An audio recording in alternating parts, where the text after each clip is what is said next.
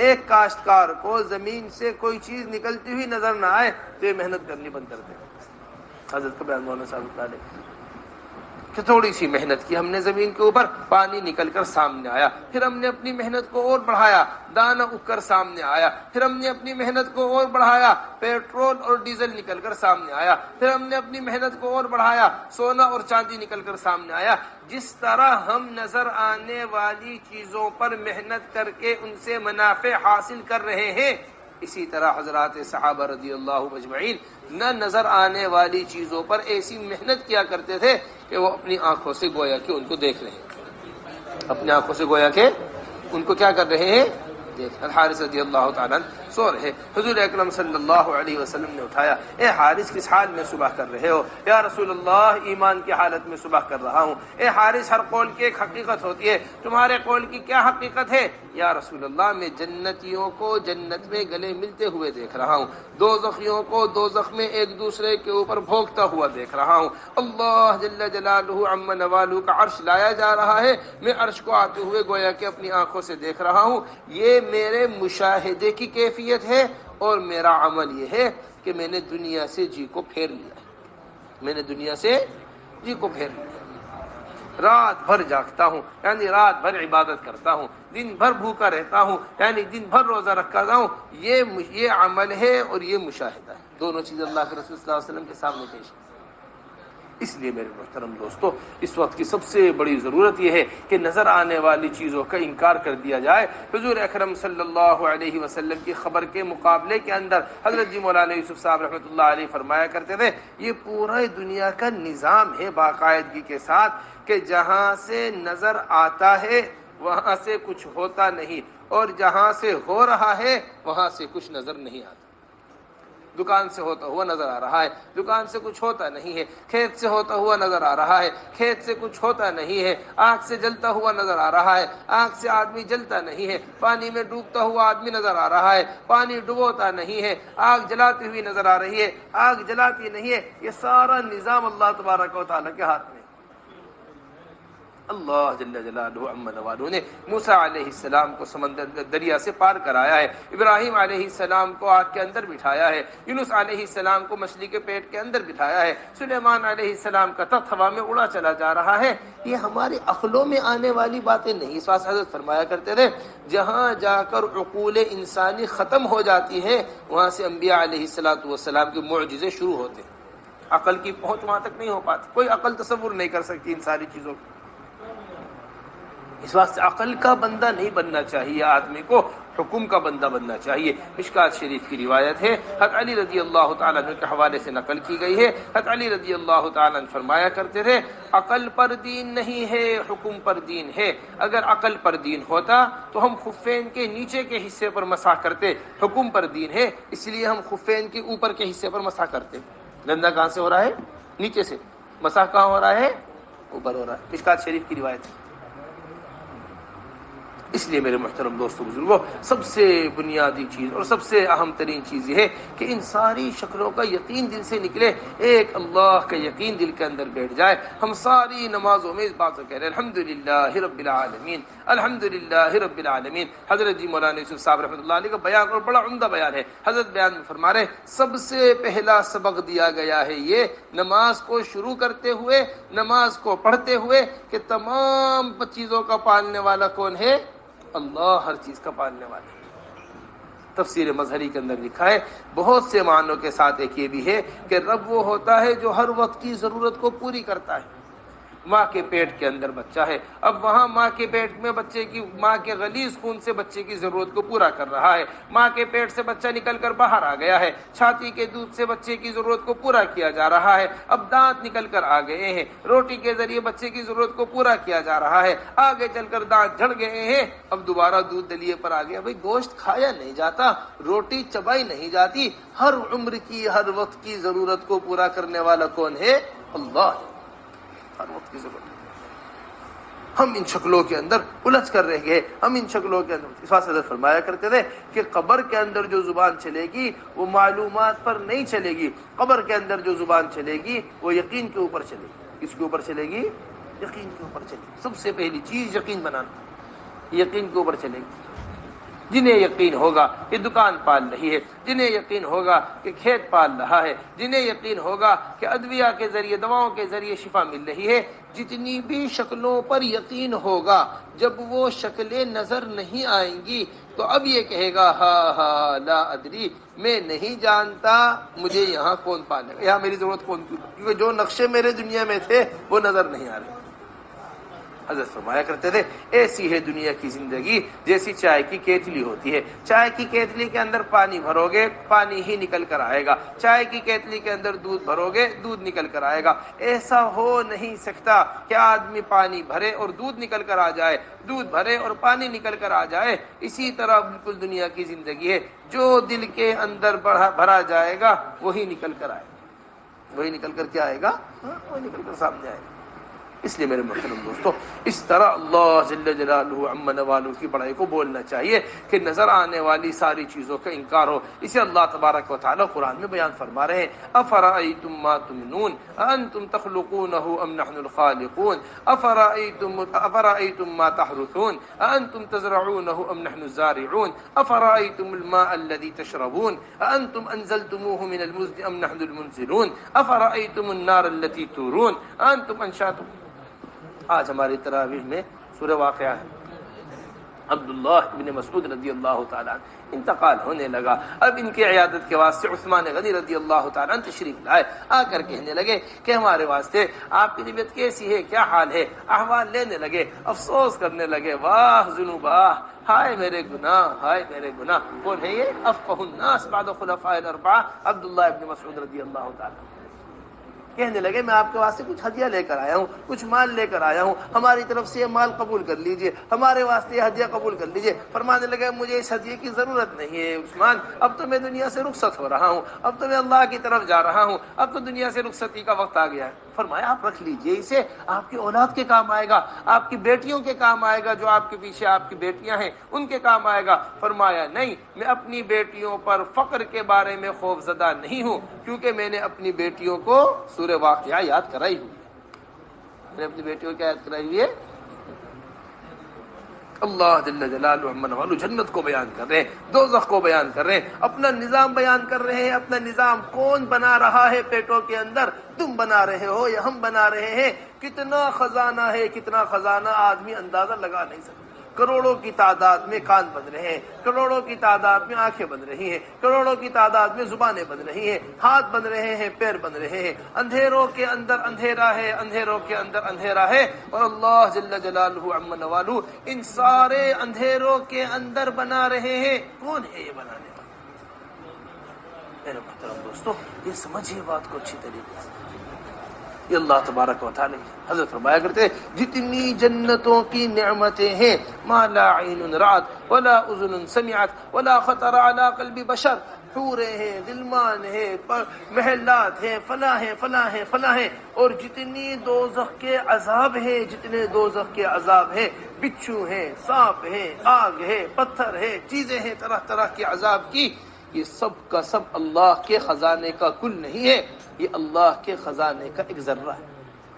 کیونکہ ساری جنتیں مل کر محدود ہیں، ساری دوزخیں مل کر محدود ہیں، لیکن اللہ جل جلالہ عم نوالہ کے خزانے لا محدود ہیں۔ اللہ کے خزانے کیا ہیں؟ لا محدود۔ اس لیے میرے محترم دوستو، اس کا یقین ہونا چاہیے پورا کہ نظر آتا ہے ہمیں کھیت سے اگتا ہوا، اللہ تبارک و تعالیٰ فرما رہے ہیں فرأیتم ما تحرثون اانتم تزرعونہ ام نحن الزارعون لو نشاء لجعلناه حطاما فظلتم تفکہون انا لمغرمون بل نحن محرومون۔ یہ بیان کریں اگر ہم اجاڑ دیں ان کھیتوں کو، کون سی طاقت ہے جو ان کو اگا سکتی ہے؟ اگر ہم اس پانی کو کھارا کر دیں، کون سی طاقت ہے جو اس پانی کے اندر مٹھاس پیدا کر سکتی ہے؟ کون سی طاقت ہے اگر ہم آگ کو بجھا دیں تو کون سی طاقت ہے جو اس آگ کو دوبارہ جلا سکتی ہے؟ اس واسطے بات سمجھیے اچھی طریقے سے فرمایا کرتے تھے جس شکل کو اللہ نے جس چیز کے لیے بنایا ہے وہ اللہ کی مرضی کے بغیر ایک لمحہ بھی اپنا اثر دکھا نہیں سکتا۔ اپنا اثر کیا نہیں کر سکتا؟ دکھا نہیں سکتا۔ یہ تو پھر آگ ہے، پانی ہے، ہوا ہے، فرشتے تک اللہ کی مرضی کے بغیر ذرہ ہلا نہیں سکتے، فرشتے تک۔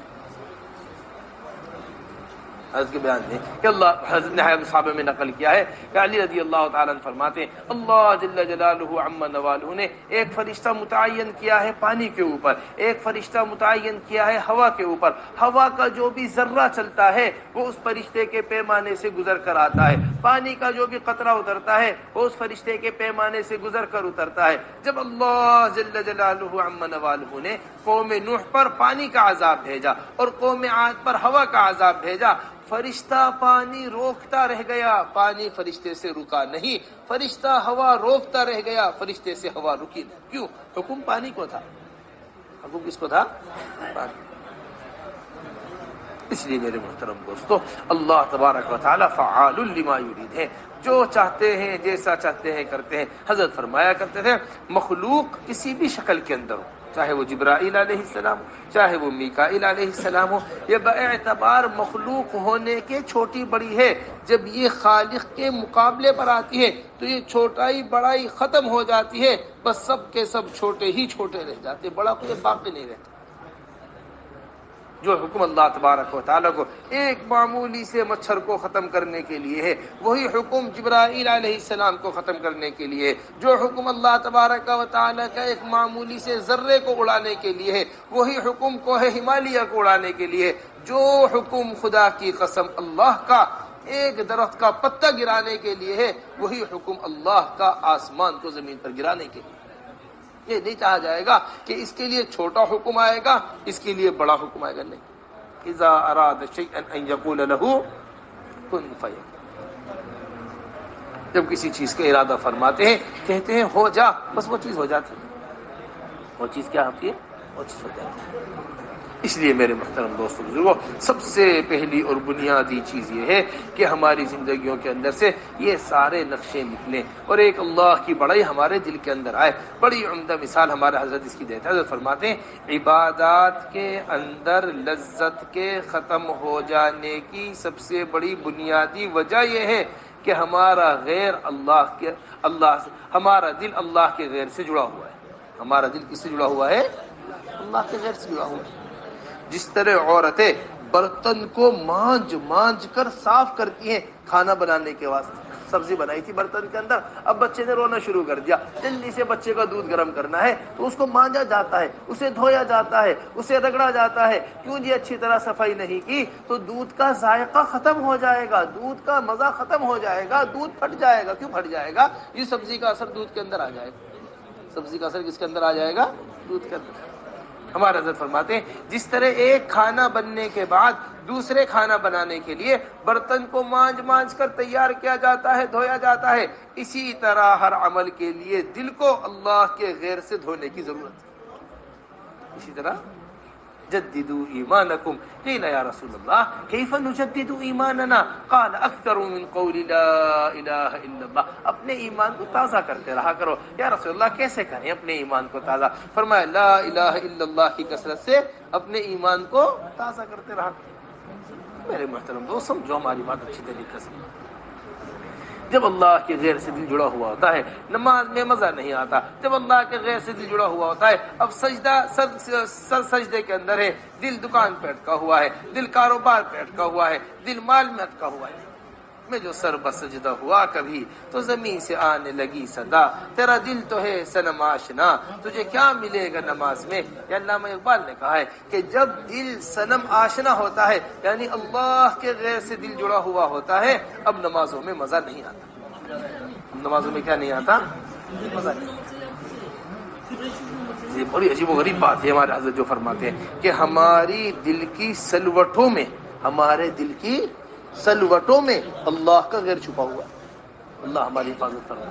اچھے حالات چلتے رہتے ہیں، ہم اللہ کو یاد رکھتے ہیں، اچھے حالات ختم ہو جاتے ہیں، برے حالات آتے ہیں، ہم اللہ کو بھول جاتے ہیں۔ برے حالات چلتے رہتے ہیں، ہم اللہ کو یاد رکھتے ہیں، برے حالات ختم ہو گئے، اچھے حالات آتے ہیں، ہم اللہ کو بھول جاتے ہیں۔ اسے اللہ جل جلالہ عما نوالہ قرآن میں بیان کر رہے ہیں، بیان فرما رہے فلما تغشاها حملت حملا خفيفا فمرت به فلما اثقلت دعوا الله ربهما لئن آتيتنا صالحا لنكونن من الشاكرين فلما آتاهما صالحا جعلا له شركاء فيما آتاهما فتعالى الله عما يشركون۔ فتعالى الله کبھی میاں بیوی آپس میں ملاقات کرتے ہیں، ان کے یہاں بیوی میں ہلکا سا حمل ٹھہر جاتا ہے، ہلکا پھلکا حمل ہوتا ہے، لے کر چلتی ہے، پھرتی ہے، گھر کے کام کرتی ہے، ضروریات پوری کرتی ہے، ساری چیزیں ہوتی ہیں. فلما اثقلت دعوا اللہ ربہما لئن آتیتنا صالحا لنکونن من الشاکرین. اور جب کیا ہو جاتا ہے؟ بھاری ہو جاتا ہے، حمل کیا ہو جاتا ہے؟ بھاری ہو جاتا ہے، تو کیا کہتی ہے؟ اے اللہ اگر تو نے ہمیں عافیت سے اولاد دے دی، ہم تیرا ہی شکر گزار ہوں گے، ہم تیرے ساتھ کسی کو شریک نہیں کریں گے. وظائف پڑھے جا رہے ہیں، دعائیں مانگی جا رہی ہیں، صدقے کیے جا رہے ہیں، نمازیں پڑھی جا رہی ہیں، اللہ سے خیر مانگی جا رہی ہے، اور جب عافیت کے ساتھ دے دیتے ہیں تو ان چیزوں کو شریک کر لیتے ہیں جسے اللہ نے شریک نہیں کیا.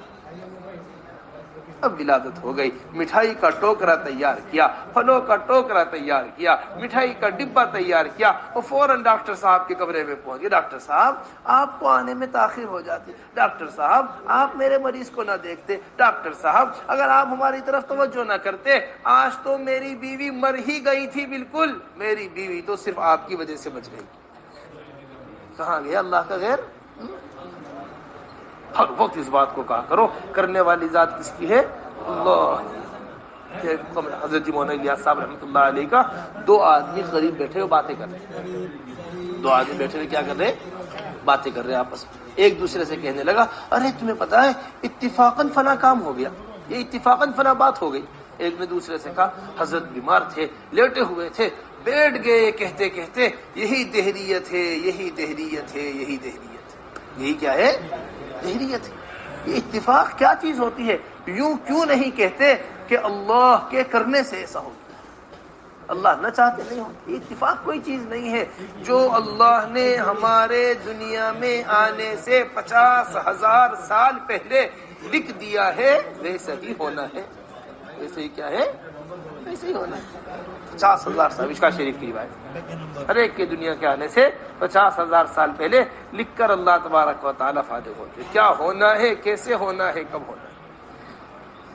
اس لیے میرے محترم دوستو، یہ رمضان کا مبارک مہینہ یہ اللہ کی بڑائی کے بولنے کا مہینہ ہے. یہ صرف عبادت ہم نے ذکر تسبیحات معمولات کے پورے کر لینے کو نہ کافی سمجھے، بلکہ اللہ کے رسول نے کیا حکم دیا کہ اللہ کی بڑائی کو چل پھر کر اس رمضان کے اندر اللہ کی بڑائی کو خوب بولو. لا الہ الا اللہ کی کثرت کرو، لا الہ الا اللہ کی کیا کرو؟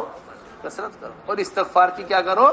کثرت کرو. 4 چیزوں کا حکم دیا. سب سے پہلی چیز لا الہ الا اللہ کی کثرت کرو، استغفار کی کثرت کرو. یہ 2 چیزیں، اور وہ 2 چیزیں جس کے علاوہ کسی کا کوئی راستہ نہیں ہے، وہ یہ کہ جنت کو طلب کرو اور دوزخ سے پناہ مانگو. تو اس میں سب سے پہلی چیز وہ اللہ کی بڑائی کا بولنا ہے. ہمارا حضرت فرماتے ہیں ہم جس طرح اللہ کو اللہ کی ذات میں تنہا ہونا بولتے ہیں نا، تسبیح لے کے بیٹھ گئے کونے کے اندر، اللہ اللہ کی تسبیح پڑھ رہے، تسبیحات پوری کر رہے، اپنے معمولات پورے کر رہے. جس طرح ہم اللہ کی ذات کو تنہا ہونا بولتے ہیں اور اللہ اپنی ذات میں تنہا ہے، اسی طرح اللہ جل جلالہ عم نوالہ اپنی تمام تر صفات میں تنہا ہے. جس طرح ذات میں کوئی شریک نہیں ہے، اسی طرح صفات میں کوئی شریک نہیں. اسی طرح صفات میں کیا نہیں ہے؟ کوئی شریک نہیں. صفات میں تنہا نہیں. بس جس طرح ہم ذات میں تنہا ہونا تنہائیوں میں بولتے ہیں، اسی طرح چل پھر کر صفات میں تنہا ہونا بولنا. ڈاکٹر صاحب کے پاس سے لے گئے گشتوں میں، ڈاکٹر صاحب آپ کی دوا سے شفا نہیں ہوتی، اللہ شفا دینے والے ہیں. حکومتوں کے پاس سے لے گئے، تمہاری حکومت نظام نہیں چلا رہی، اللہ نظام چلا رہے ہیں. کھیت والوں کے پاس سے لے گئے، کھیت سے روزی نہیں مل رہی، اللہ روزی دینے والے ہیں، اللہ پیٹ بھرنے والے ہیں. اللہ چاہے بغیر بھوک کے پیٹ بھر، بغیر کھلائے بھوک ختم کر دے، اور اللہ چاہے تو بھوک کے ہوتے ہوئے پیٹ نہ بھرے. بھوک کے ہوتے ہوئے کیا نہ بھرے؟ چہرہ بدلا ہوا. حضرت فاطمہ رضی اللہ تعالیٰ روایت کے اندر ملتا ہے کہ ایسا چہرہ ہو رہا تھا جیسا خون ختم ہو گیا ہو چہرے کے اندر. فاقے کی وجہ سے یہ کیفیت تھی. اللہ کے رسول صلی اللہ علیہ وسلم نے چہرے کے اوپر دیکھا، فاقہ چہرے کے اوپر نظر آیا، دعا کے واسطے ہاتھ اٹھا دیے، اللہ یہ فاطمہ ہے، یہ فاطمہ بنت محمد ہے، اے اللہ اس فاطمہ کو بھوک نہ لگے، اے اللہ اس کے پیٹ کو آپ بھر دیجئے. حیات الصحابہ کے اندر راوی روایت کے اندر کہتے ہیں کہ میں نے پوچھا فاطمہ اس کے بعد آپ کو کیا محسوس ہوا؟ فرماتے ہیں مجھے اس کے بعد کبھی بھوک نہیں لگی، مجھے اس کے بعد کبھی کہہ رہے کہ تو ایسے ہوتا. اس لیے میرے محترم دوستو اس بات کو سمجھیے کہ کھیت روزی کھیت سے نہیں آتی، کہ روزی دینے والی ذات کس کی ہے؟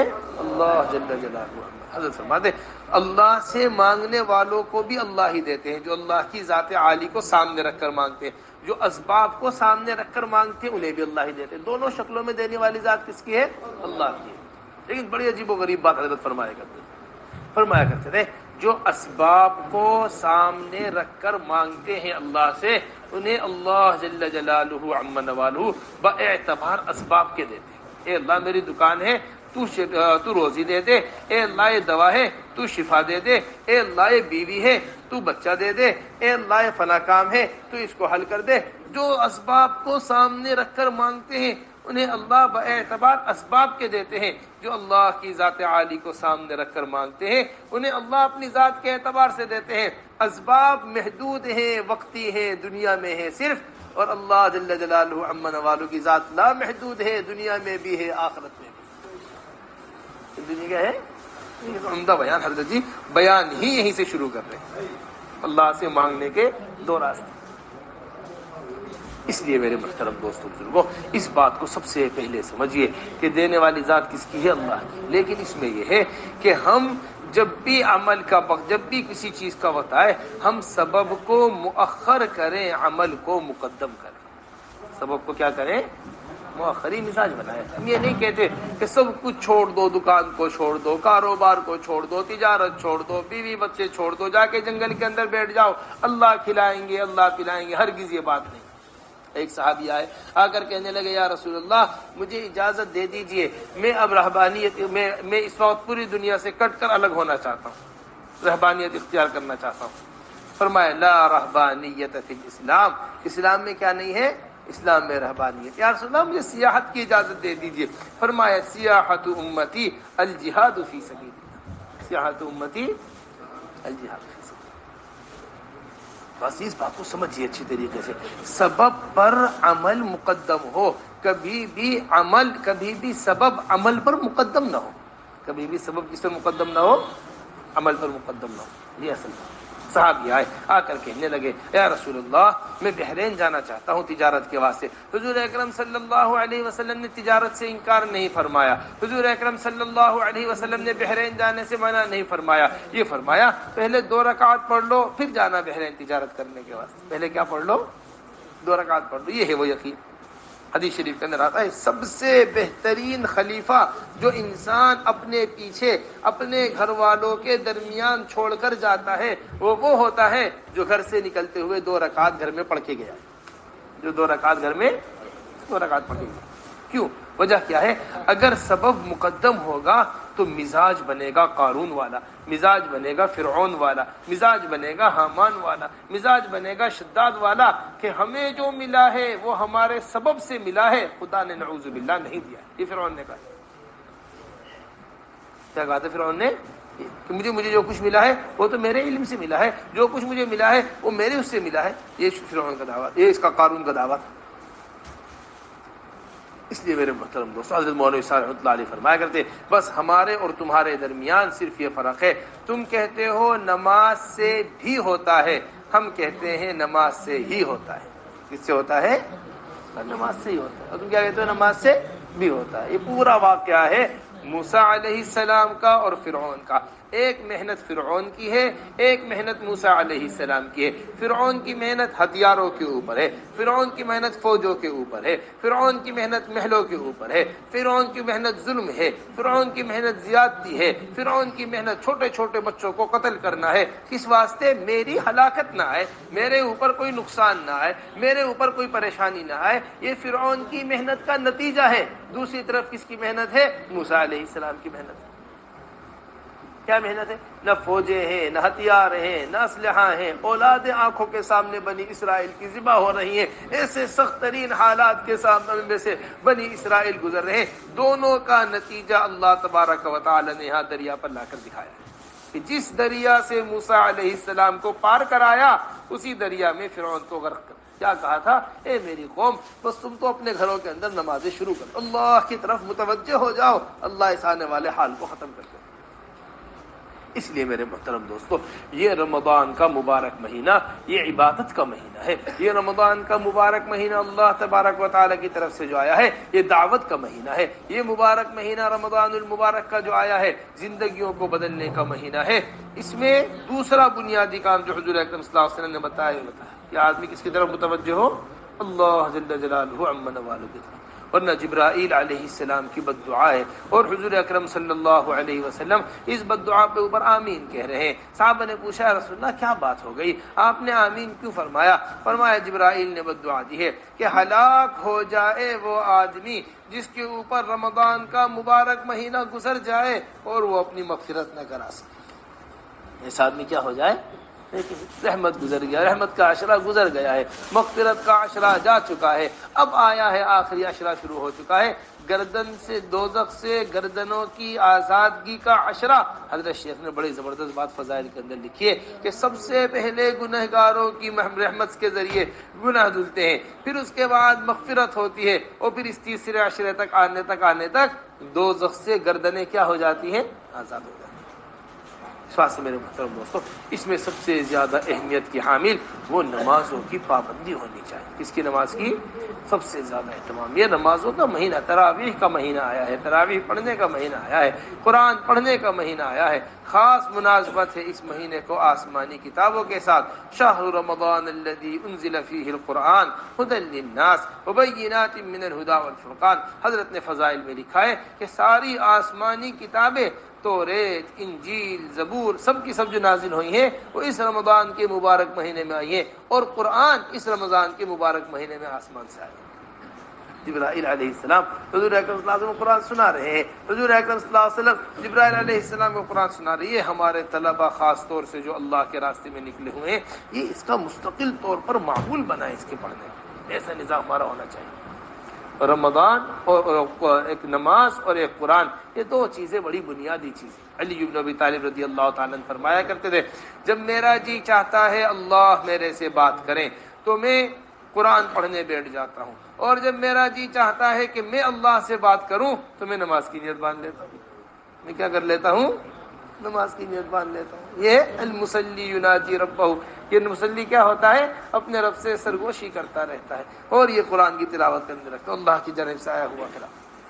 ایک تو اس کا بہت بنیادی ضرورت ہے اس وقت کی کہ ہمارے حفاظ اکرام خاص طور سے جو اللہ کے راستے میں نکلے ہوئے ہیں، جو اللہ کے راستے میں چل رہے ہیں، جو اللہ کے راستے سے واپس جا رہے ہیں، مستقل طور پر معمول بنا کر رکھیں قرآن کا. مستقل طور پر معمول. حدیث شریف کے اندر آتا ہے کہ جتنی تیز جلدی سے اونٹ نکل کر چلا جاتا ہے اس سے جلدی قرآن نکل کر چلا جاتا ہے. اس سے جلدی قرآن کیا ہو جاتا ہے؟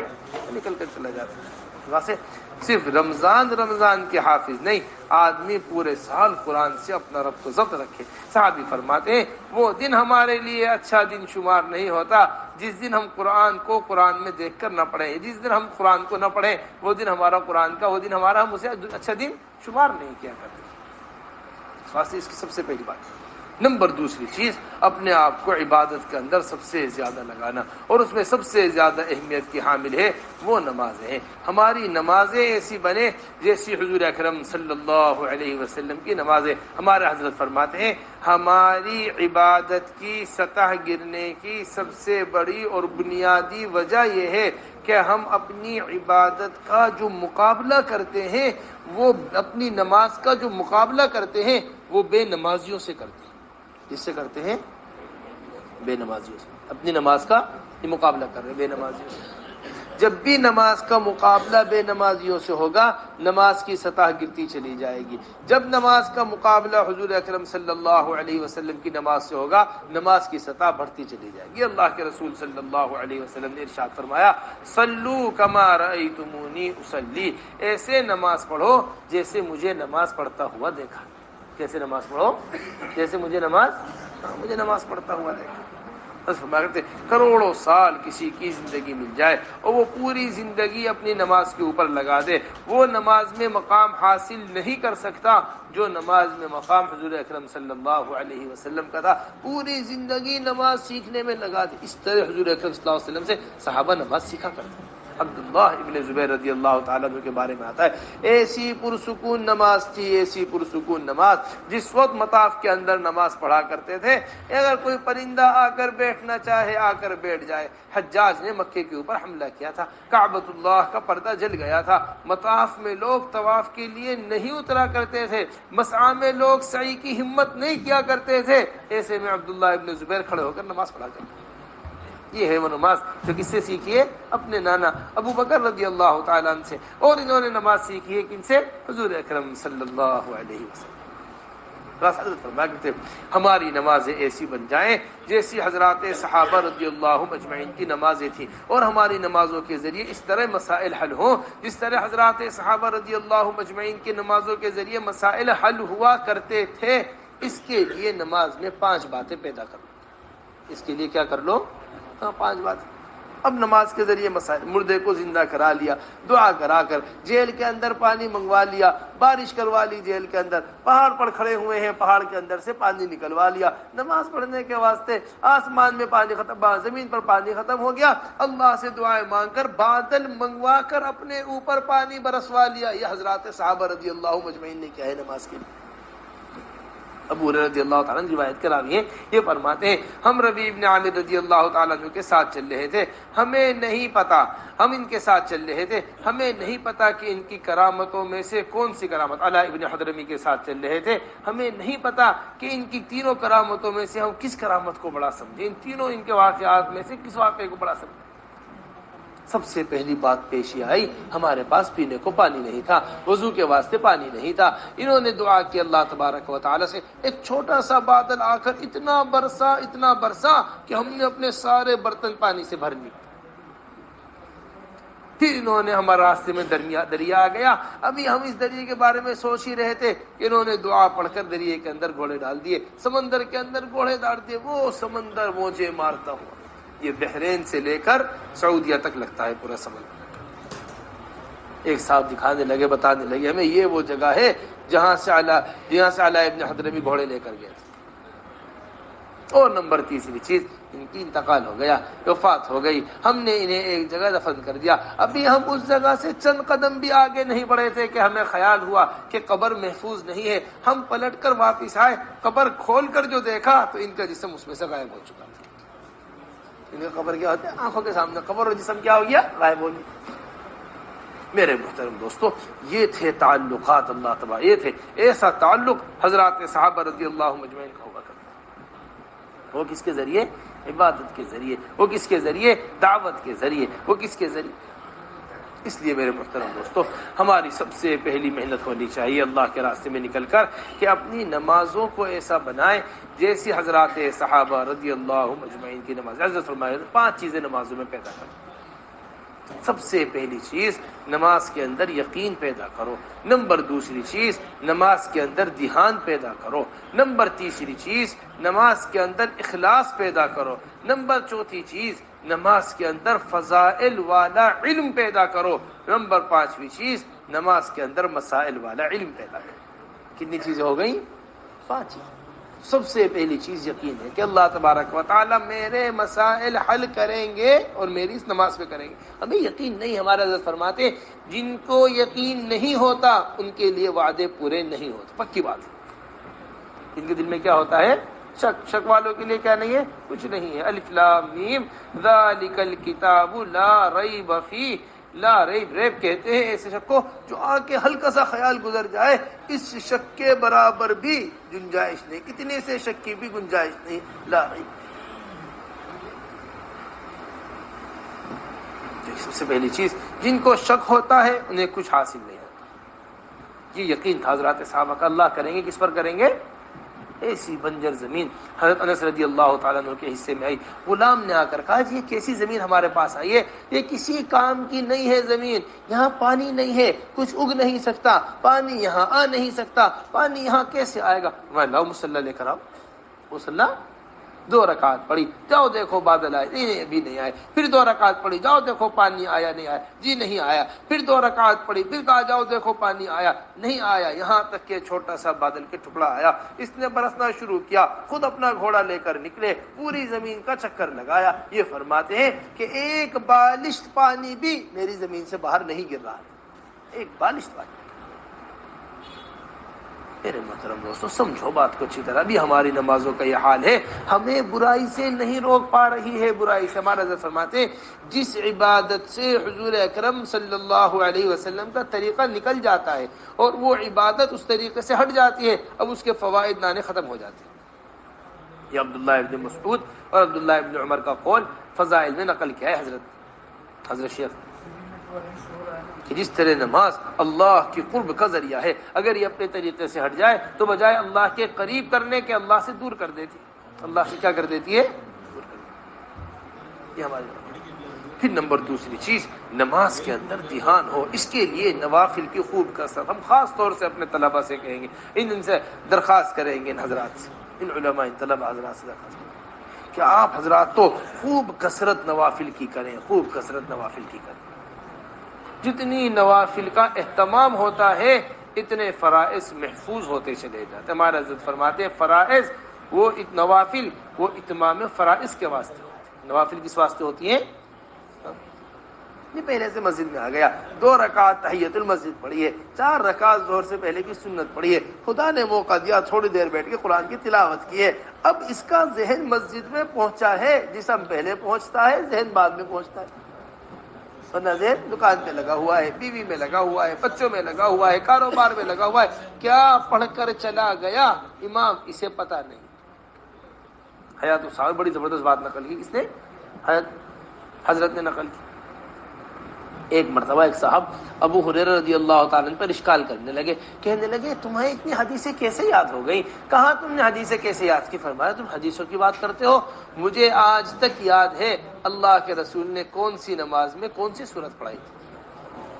تو اللہ کے رسول نے حیات الصحابہ حضرت نے لکھا، ہمارے رسول کوئی نماز کے بعد پوچھ لے امام صاحب نے کیا پڑھائی تھی، جی مجھے تو پتہ نہیں، ہاں اتنی بات ہے شاید قرآن میں اسے کچھ پڑھا تھا۔ اس لیے میرے محترم دوستو یہ سب دھیان عبادت کے اندر یہ کس سے ہوتا ہے؟ اس سے نوافل کی کثرت، یہ بہت بنیادی چیز ہے۔ اور دوسری پاک روزی، یہ بڑا بنیادی سے حضرت فرمایا کرتے تھے لقمہ سمندر ہے، خیالات اس کے موتی ہیں۔ خیالات کیا ہیں اس کے؟ یہ برے خیالات، یہ غلط خیالات، یہ ذہن کا ادھر سے ادھر بھاگنا، یہ سب کچھ ہونا ہے اس کی وجہ۔ پھر فرمایا کرتے تھے تیسری چیز یہ ہے کہ نماز کے اندر اخلاص ہو، اللہ ہی کے لیے ہو عبادت، اللہ ہی کے لیے۔ روضۃ الصالحین ایک شرح ہے ریاض الصالحین کی، اردو شرح ہے، اس میں علی بن ابی طالب رضی اللہ تعالیٰ عنہ کا قول نقل کیا گیا ہے کہ عبادت کرنے والے لوگ 3 قسم کے ہوتے ہیں۔ کتنے قسم کے ہوتے ہیں؟ 3 قسم کے۔ ایک عبادت ہوتی ہے غلام کی عبادت، ایک عبادت ہوتی ہے تاجر کی عبادت، ایک عبادت ہوتی ہے آزاد آدمی کی عبادت۔ ایک عبادت کس کی ہے؟ آزاد آدمی۔ غلام کی عبادت یہ ہے کہ میں اس واسطے عبادت کرتا ہوں تاکہ میری گردن دوزخ سے آزاد ہو جائے، یہ غلام کی عبادت ہے۔ یہ کس واسطے عبادت کر رہا ہے؟ تاکہ میری گردن دوزخ سے آزاد ہو جائے۔ دوسری تاجر کی عبادت ہے، حضرت علی رضی اللہ تعالیٰ نے فرمایا کرتے ہیں یہ اس واسطے عبادت کر رہا ہے تاکہ اس عبادت کے بدلے مجھے جنت مل جائے، مجھے کیا مل جائے؟ جنت مل جائے۔ تیسری عبادت آزاد آدمی کی عبادت ہے، نہ مجھے جنت کا طالب، نہ میں دوزخ سے، مجھے تو میرا بنانے والا راضی ہو جائے، میں اس کو راضی کرنے کے واسطے عبادت ہے۔ یہ ہے آزاد آدمی کی عبادت۔ یہ کس کی عبادت ہے؟ آزاد آدمی کی عبادت۔ اس لیے میرے محترم عبادت کے اندر اخلاص ہونا چاہیے، للہیت ہونی چاہیے۔ پھر نمبر چوتھی اور 5، یہ 5 چیزیں جو ہم نے آپ کو بنیادی طور پر گنائی ہیں وہ ان دونوں چیزوں کو بتانے کے لیے۔ ایک ہے مسائل والا علم، ایک ہے فضائل والا علم۔ جیسے انسان کے چلنے کے 2 پیر ہوتے ہیں، پرندے کے اڑنے کے 2 پر ہوتے ہیں، اسی طرح عمل کے لیے جو 2 بنیادی چیزیں ہیں وہ فضائل اور مسائل ہیں۔ وہ کیا ہے؟ فضائل اور مسائل۔ فضائل ہی فضائل ہو، مسائل معلوم نہ ہو، عمل قابل ہی نہیں ہونا، قبول ہونے کے قابل ہی نہیں، اسے پتہ ہی نہیں کیا پڑھ رہا ہو، کیا کر رہا ہے، مسائل ہی معلوم ہے۔ اور مسائل ہی مسائل ہو، فضائل نہ ہو تو عمل کے واسطے تباہ آمادہ ہی نہیں ہوں گی، طبیعت کیا نہیں ہوگی، مسائل ہی مسائل معلوم ہے، پھر کیا ہے جو عمل پر کھینچ کر لائے چیز کو، فضائل وہ معلوم ہی نہیں۔ اس لیے فضائل بھی ہونے چاہیے اور کیا ہونے چاہیے، مسائل۔ مسائل کے لیے علماء حضرات کے حلقے یہ بڑی بنیادی چیز ہے۔ عوام اور علماء کا ایک ربط، عوام اور علماء کا ایک تعلق، حضرات صحابہ رضی اللہ اجمعین کے یہاں اس طرح علمی مسائل پہنچا کرتے تھے، اور اس طرح آ کر نمازیں سیکھی جایا کرتی تھی، اس طرح آ کر دین سکھایا جایا کرتا تھا۔ یہ صحبت کے ذریعے سکھایا جایا کرتا ہے، یہ اس وقت کی سب سے بڑی ضرورت ہے۔ مدینہ منورہ کی مسجد نبوی کے اندر یہاں عمل ہوا کرتا تھا، آنے والوں کی عبادتیں ٹھیک کرائی جا رہی ہیں، آنے فضائل کے علم حلقے بھی مسجد نبوی کے اندر لگے ہوئے ہیں، اور مسائل کے حلقے بھی کہاں لگے ہوئے ہیں، مسجد نبوی کے اندر لگے ہیں۔ آ کے بس مسئلہ پوچھنے والے آ کر مسئلہ پوچھے۔ اما عائشہ رضی اللہ تعالیٰ فرماتی ایسا چھوٹا سا کمرہ ہے اما عائشہ رضی اللہ، ایسا چھوٹا سا گھر ہے اما عائشہ رضی اللہ تعالیٰ عنہا کا، فرماتی ہیں کہ میں جب اللہ کے رسول صلی اللہ علیہ وسلم سجدے میں جایا کرتے تھے، میرا پیر دبا دیا کرتے تھے، میں پیر موڑ لیا کرتی تھی، اللہ کے رسول سجدہ کر لیا کرتے تھے، اللہ کے رسول اٹھتے سجدے سے میں پیر کھول۔ اتنا چھوٹا کمرہ ہے جہاں آ کر عورت اپنے شوہر کے بارے میں سوال کر رہی ہے۔ پھر ایک کمرے میں ہوں، میرے پاس آواز نہیں آئی اس کے سوال کرنے کی کہ اللہ نے آسمان سے وحی بھیج دی، قد سمع اللہ قول التی تجادلک فی زوجہا وتشتکی۔ اس طرح آ کر مسائل پوچھ رہے جا رہے حضور اکرم صلی اللہ علیہ وسلم، اس طرح آ کر دین سیکھا جا رہا حضور اکرم صلی اللہ علیہ وسلم، اس طرح آ کر دین کی باتیں پوچھی جا رہی، یا رسول اللہ میری تو ہڈیاں کمزور ہو گئی ہیں، دماغ کمزور ہو گیا ہے، جسم کے اوپر بڑھاپا آ چکا ہے، اب میں پورے علم کو محفوظ نہیں کر سکتا، آپ مجھے اتنا بتا دیجئے مجھے دوزخ سے بچا کر جنت میں داخل کر دے۔ یہ ایک صحابی آ کر سوال کر، یا رسول اللہ لا ازید علی ھذا ولا انقص، یا رسول اللہ نہ میں اس پہ کچھ زیادتی کروں گا، یا رسول اللہ نہ میں اس پر کچھ کمی کروں گا۔ اللہ کے رسول صلی اللہ علیہ وسلم فرائض کے بارے میں سارے سوالات کر کے یہ پلٹتے ہوئے جا رہے ہیں اور یہ کہتے ہوئے جا رہے ہیں اسی طرح کروں گا جیسا آپ نے مجھے بتایا۔ میرے محترم دوستوں، وہ اس زمانے کا سب سے بڑا نقصان ہے یہ کہ یہ تسلسل ختم ہو کر رہ گیا، یہ سلسلہ کیا ہو کر رہ گیا، بالکل نہ کوئی پوچھنے والا ہے نہ کوئی جا کر بتانے والا ہے، نہ کوئی پوچھنے والا ہے نہ کوئی جا کر بتانے والا ہے۔ اس لیے علماء کی سب سے بڑی ذمہ داری ہے کہ اس نقل و حرکت کے ذریعے ایسا نظم قائم ہو جائے کہ ہر مسجد مدرسہ بن جائے، ہر مسجد کیا بن جائے، مدرسہ بن جائے، ہر عالم معلم بن جائے، اور ہر مسلمان وہ اس مدرسے کا متعلم بن جائے، ہر مسلمان اس مدرسے کا کیا بن جائے۔ یہ حضور اکرم صلی اللہ علیہ وسلم کی مبارک بستی مدینہ منورہ ہے، جہاں علم حضور اکرم صلی اللہ علیہ وسلم دے رہے ہیں، صحابہ رضی اللہ مجمعین آ کر اس علم کو حاصل کر رہے ہیں، یہ ان کی بابرکت مسجد ہے۔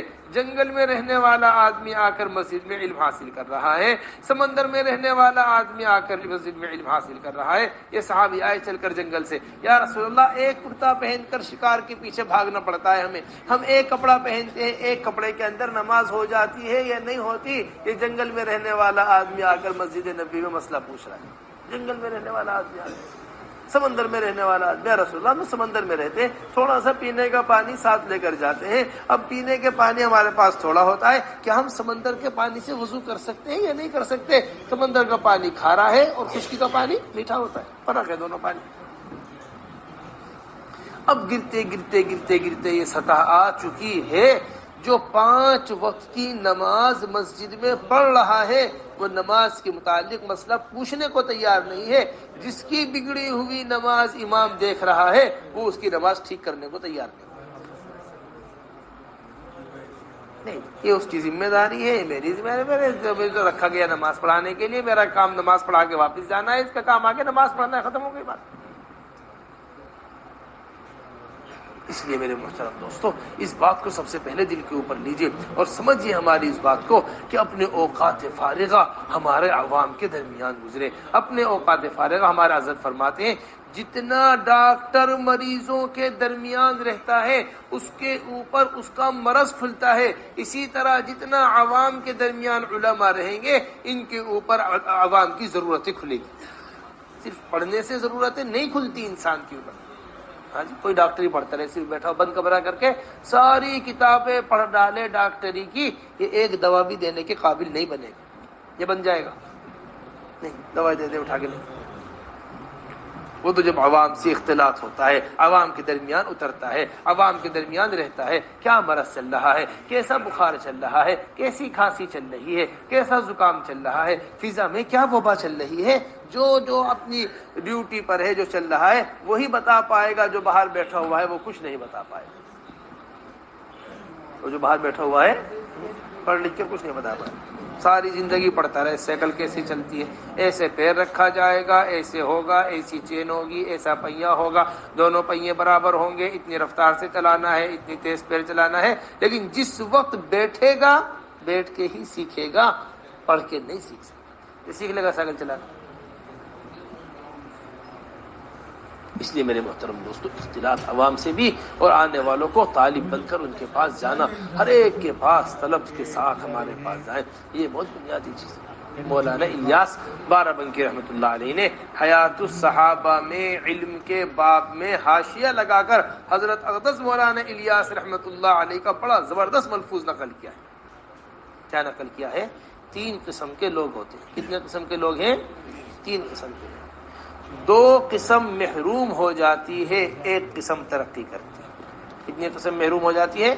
2 قسم، اور 1 قسم کیا کرتی ہے؟ ترقی کرتی ہے۔ ایک ہوتا ہے طالب، ایک ہوتا ہے قانع، ایک ہوتا ہے ناقد۔ ایک کیا ہوتا ہے؟ ناقد۔ ناقد سب سے پہلے محروم ہوتا ہے، اس کو کوئی کام نہیں ہوتا ہے، ہر وقت نقد کرتا رہتا ہے، یہ تم نے غلط کر دیا، یہ غلط کر دیا، یہ ایسے نہیں تھا، یہ ایسے نہیں تھا، یہ ایسے کرنا تھا، ایسے کر دیا، اسے کوئی کام نہیں۔ سب سے پہلی محرومی آتی ہے اس کے اوپر۔ پھر دوسری قسم ہے طالب اور قانع۔ جو تھوڑے پر قناعت کر لیتا ہے وہ ترقی نہیں کر پاتا، طالب کی آگے ترقی ہوتی ہے۔ اور یہ طلب اور قناعت ایسی ہے جو ہمارے اندر بھی موجود ہیں اور حضرات صحابہ رضی اللہ مجمعین کے بھی موجود پائی جاتی ہے، طلب اور قناعت۔ حضرات صحابہ رضی اللہ مجمعین دین کے علم کے طالب ہوا کرتے تھے، دنیا پر قانع ہوا کرتے تھے۔ ہم دنیا کے طالب بنے ہوئے ہیں اور دین اور علم کے اوپر قناعت کیے ہوئے ہیں۔ نہیں، ہم نے اتنا پڑھ لیا، یہ کافی ہو گیا، اتنا معمول ہو گیا، یہ ہو گیا، اتنا یہ ہو گیا، کافی ہو گیا۔ اس واسطے ہمارا حضرت بڑی عجیب و غریب بات فرماتے ہیں دنیا میں جب آدمی اپنے معمولات کے پورا کرنے کو ترقی نہیں سمجھتا، پھر دین میں معمولات کے پورا کرنے کو صرف ترقی کیسے سمجھ سکتا؟ دنیا میں ایک آدمی نے 100 روپے کمائے، پھر اگلے دن دوبارہ 100 روپے کما لیے، تو کیا سمجھے گا؟ نہیں، میری محنت کا کہاں گیا؟ 100 لگائے تھے، 100 کما لیے، مجھے تو اپنی محنت کا کچھ نہیں ملا۔ ہر دن جس طرح دنیا بڑھانے کی فکر انسان کو لگی ہوئی ہے، اسی طرح ہر دن عمل کے سدھارنے کی فکر آدمی کو نہیں لگی ہوئی۔ جیسے اپنے ابا کو نماز پڑھتا ہوا دیکھا، ایسی ہی نماز پڑھتا چلا جا رہا ہوں۔ کوئی بیٹھ کر پوچھے کیا پڑھ رہے ہو، بتانے کو تیار نہیں۔ گھر میں دیکھ رہا ہے بیوی نماز پڑھ رہی ہے، کیا پڑھ رہی ہو، سننے کو تیار نہیں۔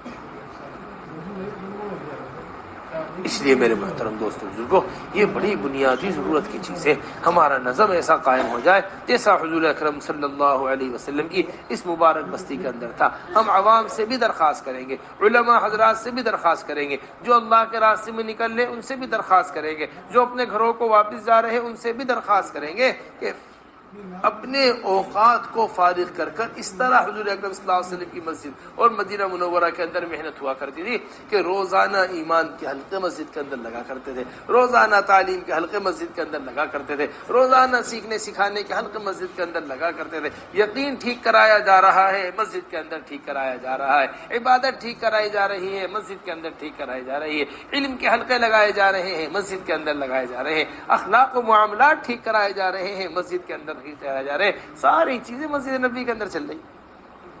ابو ہریرہ رضی اللہ تعالیٰ عنہ کا حلقہ لگا ہوا، فرمانے لگے جس نے قطع تعلق کیا ہوا ہے ہماری مجلس سے اٹھ جائے۔ ایک صاحب اٹھے اور تھوڑی دیر میں دوبارہ آ کے بیٹھ گئے۔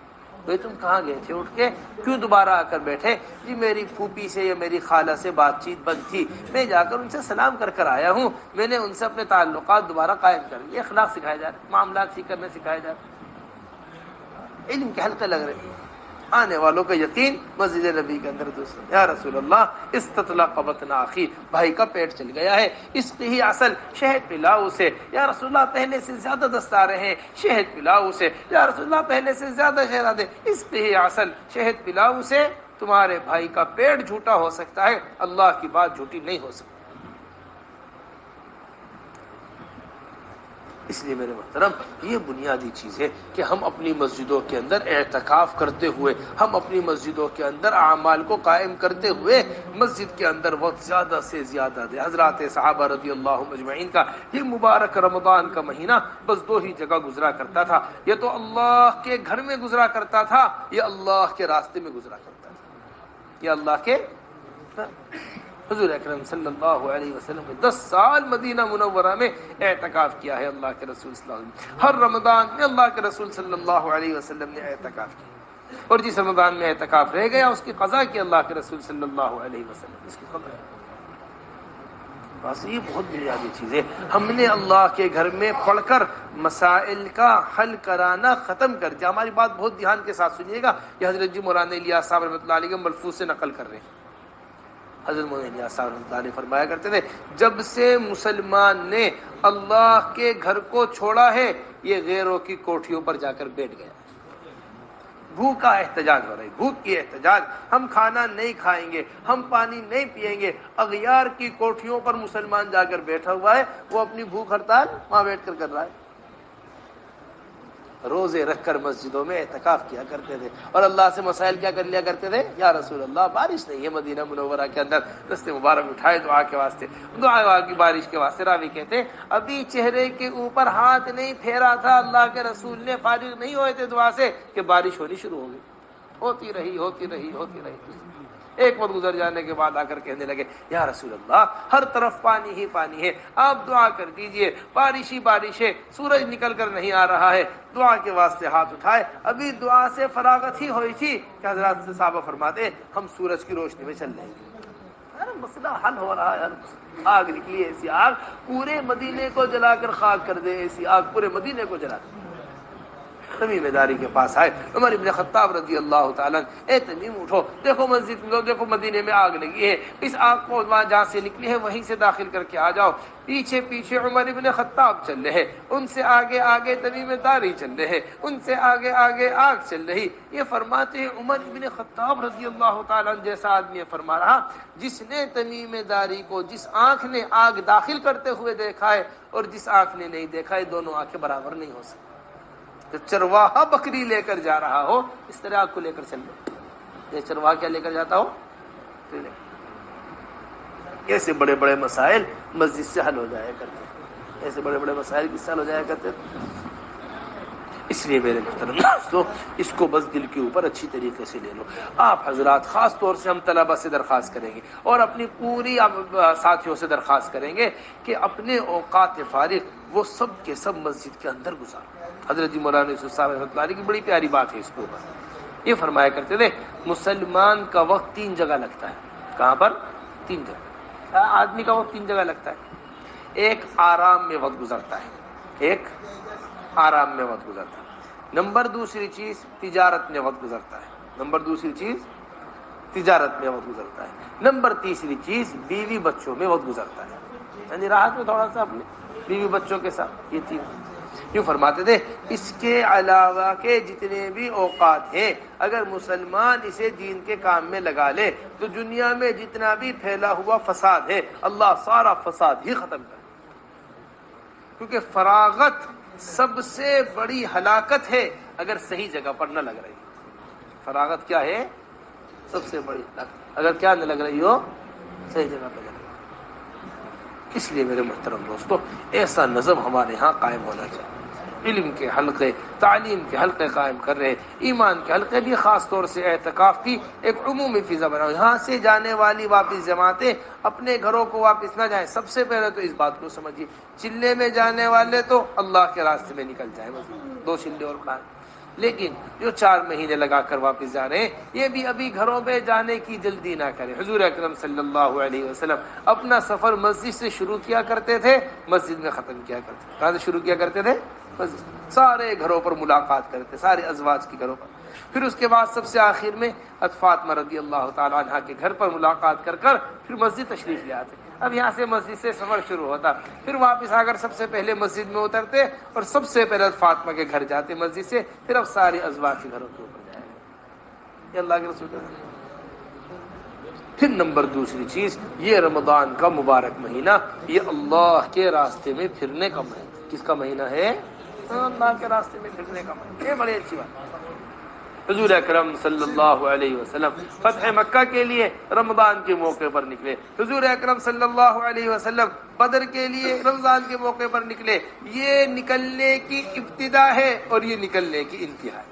بدر سب سے پہلا اسلامی معرکہ ہے, سب سے بنیادی, سب سے پہلا. وہ کہاں ہوا ہے؟ بدر کے اندر ہوا ہے. پھر اس کے بعد احد ہوا ہے. تو سب سے پہلے کہاں ہوا؟ مکہ مکرمہ سے, بدر میں, مدینہ منورہ سے. اور پھر سب سے بڑی فتح جو ہوئی اسلام کی وہ فتح مکہ ہے. انا فتحنا لک فتحا مبینا. اسے اللہ تبارک و تعالیٰ کیا فرق, دونوں ہی چیزیں کہاں پائی جاتی ہیں؟ رمضان کے مبارک مہینے میں پائی جاتی ہیں. کتنی اہمیت ہے, کیسا خاص تعلق ہے اللہ کے راستے میں پھرنے سے اس مبارک مہینے. اور ہم کیا کر رہے ہیں؟ ہمارے گھر میں عید ہو جاتی, ہمارے بیوی بچوں کے ساتھ عید ہو جاتی, ہم جلدی سے گھر پہنچ جاتے, کوئی ایسی ٹرین مل جاتی جو عید سے پہلے پہنچا دیتی, امیر صاحب 2 دن کی چھٹی مل جاتی, عید گھر ہی ہو جاتی, وہی مسجد میں عید کی نماز پڑھ لیتے. ہماری تمنا یہ ہوتی. طارق بن زیاد کے بارے میں آتا ہے, جس وقت انہوں نے اندلس پر لے جا کر اپنی کشتیاں لگائی تھیں, وہ دن عید کا دن تھا, وہ رات عید کی رات تھی, جس وقت اندلس کی زمین پر طارق بن زیاد کی بربری فوج نے قدم رکھا. یہ تاریخ بتاتی ہے. کیسا شوق ہوگا, گھر جیسا یاد آتا ہوگا. وہاں کھڑے ہو کر کشتیوں کو جلا دیا تھا اور یہ کہا تھا کہ اب دل سے گھر جانے کا خیال ہی نکل. تصور تو کیجئے کسی اجنبی زمین پر اتر کر واپسی کے راستوں ہی کو بند کر دیا جائے. یہ تو اللہ ہمیں غالب کرے گا کہ ہم دنیا سے رخصت ہو جائیں.